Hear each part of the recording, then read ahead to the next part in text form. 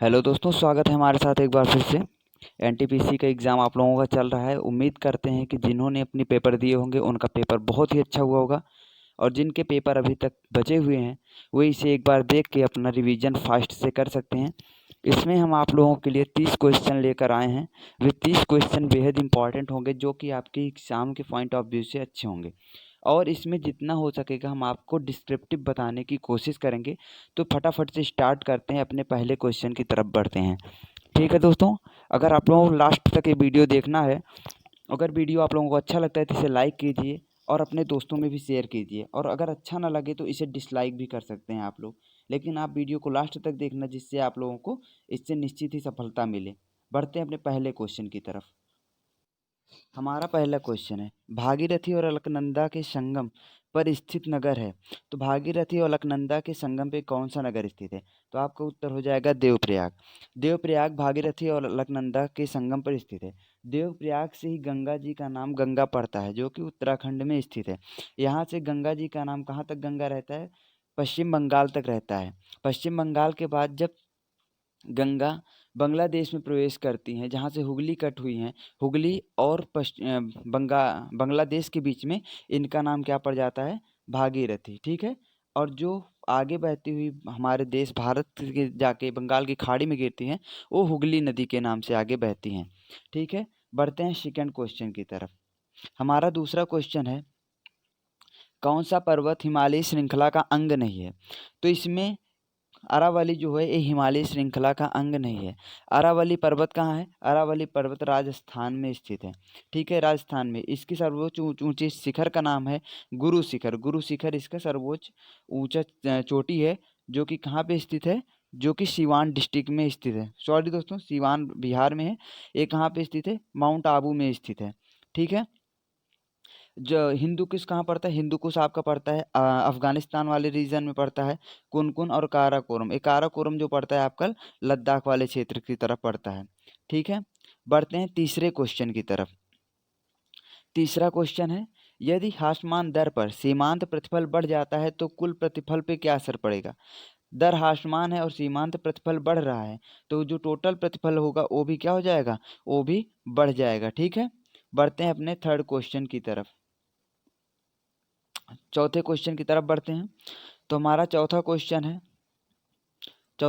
है, सतपुड़ा और विंध्य के बीच में कौन सी नदी बहती है? तो सतपुड़ा पर्वत है और विंध्य पर्वत के बीच में नर्मदा नदी बहती है। नर्मदा नदी कैसे बहती हैं? ये रिफ्ट घाटी में होते हुए बहती हैं, और जब अरब सागर में गिरने से पहले ये डेल्टा का नहीं बल्कि किसका निर्माण करती हैं? एस्चुरी का निर्माण करती हैं। ठीक है। तो ये किस तरफ बहती हैं? ये पश्चिम दिशा में बहने वाली भारत की एक प्रमुख नदी है। पश्चिम दिशा में और कौन सी नदी बहती है? ताप्ती, मांडवी भी पश्चिम की दिशा में बहती हैं। तो ये तीन नाम ऐसे हैं जो कि अक्सर एग्जाम में आपके रिपीट होते रहते हैं। तो ताप्ती, मांडवी, नर्मदा, ये तीन नाम आप लोगों को याद रखना है। पांचवा क्वेश्चन देखते हैं, विजयनगर साम्राज्य की स्थापना किसने की थी? तो किस वंश ने विजयनगर साम्राज्य की स्थापना की थी? तो है संगम वंश। संगम वंश के दो भाई थे, उनका नाम क्या था? हरिहर और बुक्का। हरिहर और बुक्का ने 1336 ईस्वी में, किसमें? 1336 ईस्वी में विजयनगर साम्राज्य की स्थापना की थी। क्वेश्चन बनता है, विजयनगर साम्राज्य की राजधानी क्या थी? प्रारंभिक राजधानी क्या थी? तो प्रारंभिक राजधानी थी हम्पी। हम्पी आता है किस नदी के किनारे स्थित है? तो हम्पी तुंगभद्रा नदी के किनारे पे स्थित है। ठीक है। बढ़ते हैं छठे क्वेश्चन की तरफ। छठा क्वेश्चन है, बंगाल का पहला गवर्नर जनरल कौन था? तो बंगाल का पहला गवर्नर जनरल रेगुलेटिंग एक्ट 1773 के तहत, किसके तहत? 1773 के तहत वारेन हेस्टिंग को बनाया गया था। और एक क्वेश्चन अगर बन जाए यहाँ पे, भारत का पहला गवर्नर जनरल कौन था?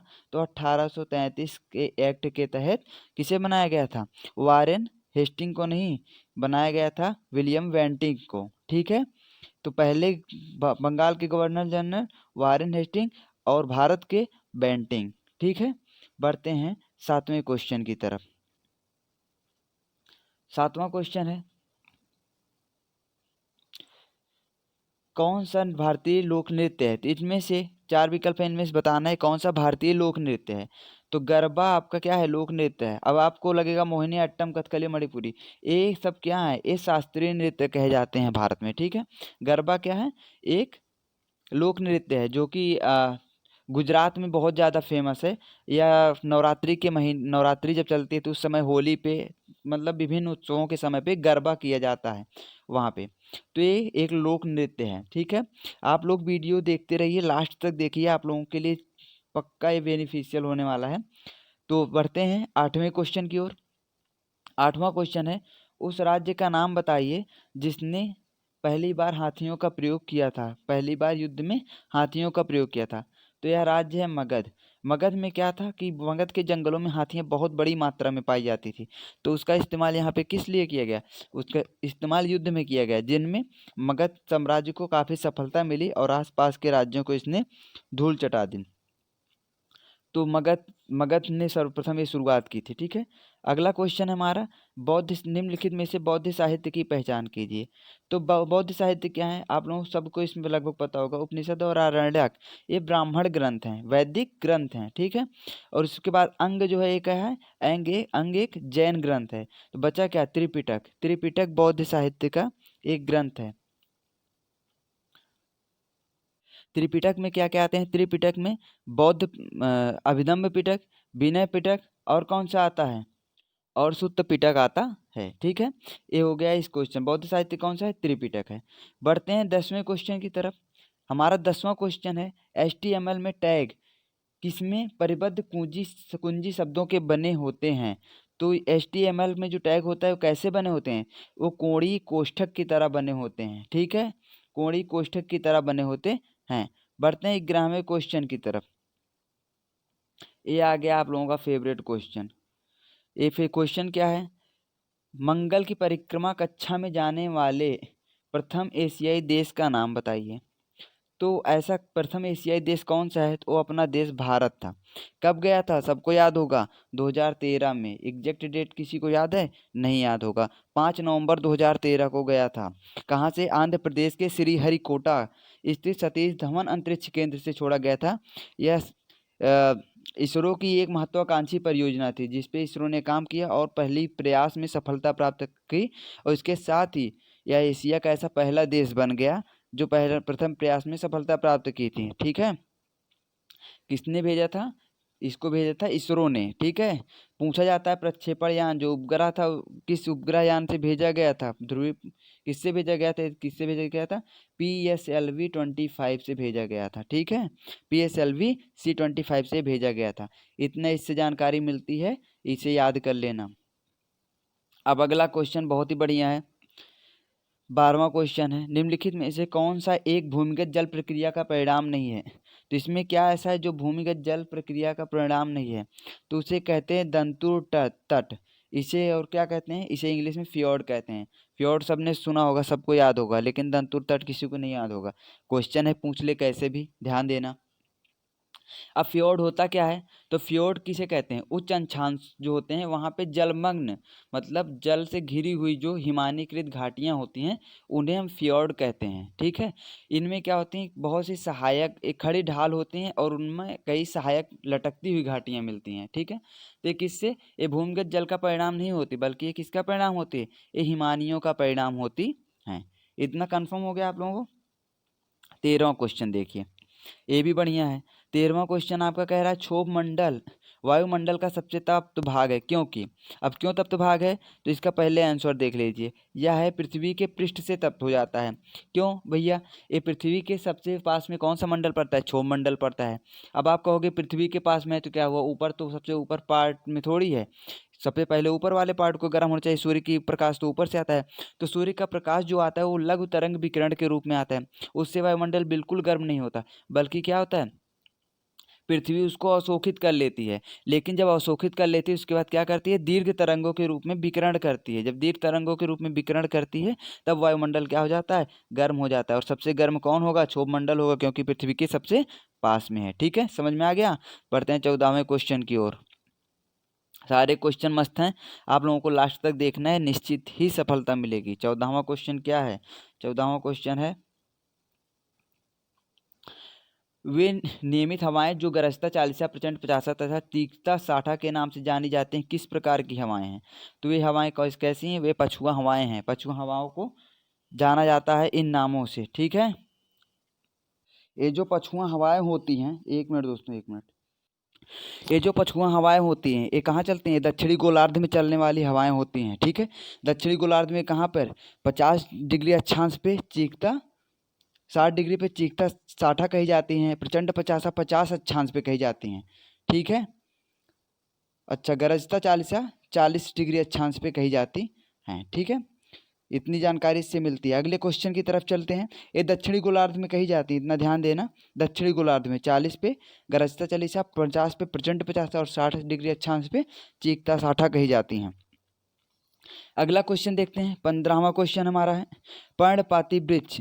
अब इसका देखिए, इसमें क्या है, इसमें अपनी पत्तियां हर वर्ष गिराते हैं। ये क्या करते हैं, किसी न किसी मौसम में अपनी पत्तियों को गिरा देते हैं, तो उन्हें क्या कहते हैं? पर्णपाती वृक्ष कहते हैं, ठीक है। अब पर्णपाती वृक्ष में कौन कौन से आते हैं? जैसे सतूत, अनार, आंवला, शीशम, आम, ये सब क्या है? ये पतझड़ी वृक्षों के ही उदाहरण है। ये प्रतिवर्ष अपने पत्तों को गिरा देते हैं। अगला क्वेश्चन है क्वेश्चन नंबर 16। 16वें क्वेश्चन में हमारे है भूकंप की तीव्रता मापने वाले यंत्र को कहते हैं। भूकंप की तीव्रता को किस में मापते हैं? तो ये सिस्मोग्राफ से मापते हैं। तो भूकंप क्या होता है? भूकंप जो मूल के ठीक ऊपर धरातल पर भूकंप का जो केंद्र होता है, ठीक है, भूकंपीय लहरों का जहाँ पे सर्वप्रथम ज्ञान होता है, उसे ही हम लोग क्या कहते हैं? भूकंप केंद्र कहते हैं, या फिर क्या कहते हैं? अधिकेंद्र कहते हैं। इसको सिस्मोग्राफ से मापते हैं, और सिस्मोग्राफ से जो प्राप्त आंकड़े होते हैं उसे कहाँ पे दिखाया जाता है? उसे रिएक्टर पैमाने पे मापा जाता है, ठीक है। बढ़ते हैं 17वें क्वेश्चन की तरफ। 17वां क्वेश्चन है वर्धमान महावीर ने परिनिर्वाण कहाँ प्राप्त किया था? तो मल्लों की राजधानी थी पावापुरी। पावापुरी में महावीर स्वामी को निर्वाण प्राप्त हुआ था। महावीर स्वामी 24वें तीर्थकर थे। किस धर्म के? जैन धर्म के 24वें तीर्थकर थे। 23वें पूछा जाता है बहुत बार एग्जाम में, तो 23वें थे पार्श्वनाथ। पहले कौन थे? पहले तीर्थकर थे आदिनाथ, ठीक है। बढ़ते हैं 18वें क्वेश्चन की तरफ। 18वां क्वेश्चन है गोविंद बल्लभ पंत सागर बांध किस नदी पर बनाया गया है? तो गोविंद बल्लभ पंत सागर बांध, फटाफट से टिक मार दीजिए, रिहंद नदी पे। रिहंद नदी पे गोविंद बल्लभ पंत सागर बांध बनाया गया है। गोविंद बल्लभ पंत कौन थे? उत्तर प्रदेश के पहले मुख्यमंत्री थे, ठीक है। तो गोविंद बल्लभ पंत याद रखना उत्तर प्रदेश वालों। अगला क्वेश्चन है जंप बॉल किस खेल से संबंधित है? तो जंप बॉल जिसमें ज़्यादा जंप करना हो तो है बास्केटबॉल। बास्केटबॉल से जंप बॉल संबंधित है, ठीक है। खेल से रिलेटेड शब्दावलियाँ पूछी जाती हैं लगभग एग्जाम में, तो इस पे आप लोगों को बिल्कुल कंजूसी नहीं करनी, इसको एक बार ध्यान जरूर दे देना। बहुत ही सिंपल क्वेश्चन आ गया है सौरमंडल का सबसे बड़ा ग्रह कौन है? तो सौरमंडल का सबसे बड़ा ग्रह बृहस्पति है, ठीक है। बृहस्पति ग्रह सौरमंडल का सबसे बड़ा ग्रह है। उसके बाद कौन सा है? उसके बाद शनि ग्रह है। सौरमंडल के सूर्य के सबसे पास का ग्रह कौन सा है? बुध है। और सबसे चमकीला ग्रह कौन सा है? तो शुक्र है, ठीक है। 21वें क्वेश्चन की ओर चलते हैं। भारत की संविधान सभा का संवैधानिक सलाहकार कौन था? तो पहले इसका उत्तर ले लीजिए, पहले कौन थे सलाहकार? इसके संवैधानिक सलाहकार BN राव थे, ठीक है। Doctor VR Ambedkar. VR Ambedkar कौन थे? प्रारूप समिति के अध्यक्ष थे। इन्होंने प्रारूप का निर्माण किया था। इन्हें संविधान का पिता भी कहा जाता है, ठीक है।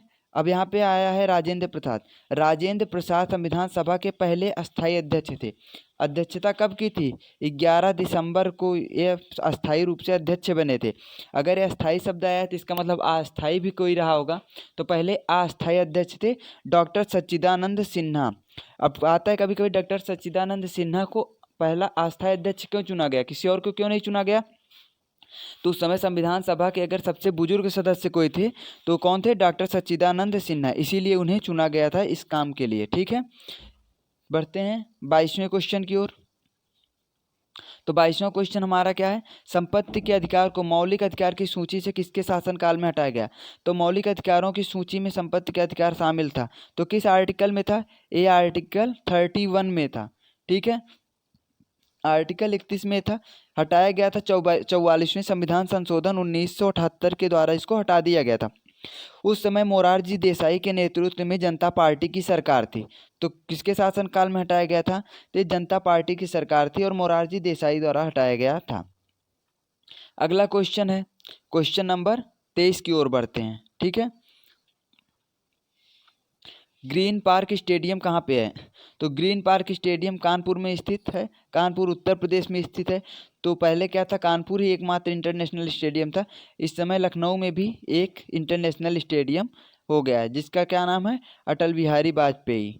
ठीक है, अटल बिहारी वाजपेयी के नाम पे उसका नाम रखा गया, भारत रत्न अटल बिहारी वाजपेयी अंतर्राष्ट्रीय क्रिकेट स्टेडियम। ठीक है, बढ़ते हैं 24वें क्वेश्चन की तरफ। 24वां क्वेश्चन है, सेंटीग्रेड और फ़ारेनहाइट पैमाना किस तापक्रम पे समान होते हैं? तो बहुत ही इंपॉर्टेंट क्वेश्चन है, स्टार बना लीजिए, इसके लिए पक्का आएगा। ये कौन सा है? तो इससे -40 डिग्री सेल्सियस से सेंटीग्रेड और फ़ारेनहाइट पैमाना बराबर होते हैं। अभी ये क्वेश्चन डिस्कस हो चुका है एक बार लगभग इनडायरेक्टली। क्वेश्चन दूसरा था, लेकिन देखो यहाँ पे भी मिल गया। तो ये इंपॉर्टेंट क्वेश्चन है, तो बार बार ऐसे रिपीट होते रहेंगे। है वायुमंडल मुख्यतः गर्म होता है। इससे पहले क्या था, सबसे गर्म क्षोभ मंडल क्यों गर्म होता है, सबसे सर्वाधिक गर्म क्षोभ मंडल क्यों होता था। और यहाँ पे क्या है, वायुमंडल मुख्यतः गर्म होता है। किस वजह से गर्म होता है? पृथ्वी से विकिरण द्वारा गर्म होता है। इससे पहले मैंने एक्सप्लेनेशन इसका दे दिया है, तो एक्सप्लेनेशन मैं फिर से नहीं देने जा रहा हूँ। 26वां क्वेश्चन आप लोग देखिए। 26वां क्वेश्चन है, जेट धाराएं प्रायः कहाँ चलती हैं? तो जेट धाराएं कहाँ चलती हैं?